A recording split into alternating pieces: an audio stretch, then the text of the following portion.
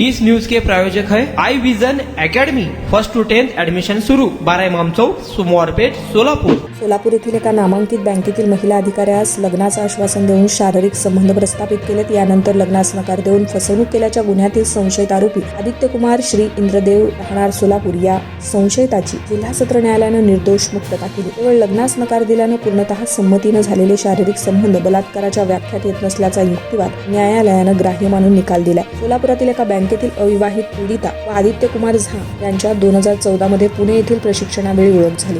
सोलापुरात आल्यावर 26 जानेवारी 15 रोजी आदित्य कुमारनं लग्नाच्या आमिषातून एका हॉटेलमध्ये अत्याचार केला। यानंतर वेळोवेळी राहत्या फ्लॅटवर व तरुणीच्या घरी 3 फेब्रुवारी 16 पर्यंत त्यांच्यात संबंध होते। 2 मे 2016 रोजी माझ्या घरच्यांना आंतरजातीय विवाह मान्य नाही असं सांगून आदित्य कुमारनं विवाहास नकार दिला आणि जातीवरून अपमानित केलं अशी फिर्याद पीडितेनं विजापूर नाका पोलिसात दिली आहे। यावरून आदित्य कुमाराविरुद्ध 30 ऑगस्ट 2016 रोजी बलात्कारासह अॅट्रॉसिटीचा गुन्हा दाखल करण्यात आला।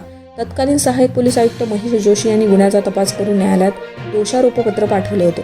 सुनावणीवेळी संशयित आरोपीतर्फे ॲडव्होकेट मिलिंद थोगडे, ॲडव्होकेट राजकुमार मात्रे यांनी हे काम पाहिलं। अशा प्रकरणात सुरुवातीपासून लग्न करण्याचा उद्देश नसताना लग्न करतो असं आश्वासन खोटं दिल्याचं साबित झाल्याचा आरोप दोषीस धरता येत नाही। प्रस्तुत प्रकरणात सरकार पक्षानं आरोपीचा सुरुवातीपासून लग्न करण्याचा हेतू नसताना देखील लग्नाचं आश्वासन दिल्याची बाब साबित केलेली नाही। तरुणीच्या आरोपावरून पूर्णपणे संमतीनं शारीरिक संबंध झाल्याचं दिसून येते। केवळ लग्नास नकार दिल्यानं पूर्ण संमतीनं झालेले शारीरिक संबंध बलात्काराच्या व्याख्यात येत नाही। अशा परिस्थितीत आरोपीचा सुरुवातीपासून तरुणीशी लग्न करण्याचा उद्देश नव्हता असं म्हणता येणार नाही असे मुद्दे मांडून ॲडव्होकेट थोगडे यांनी त्या पुस्तकचं सर्वोच्च न्यायालयाचे न्यायनिवाडे सादर केले।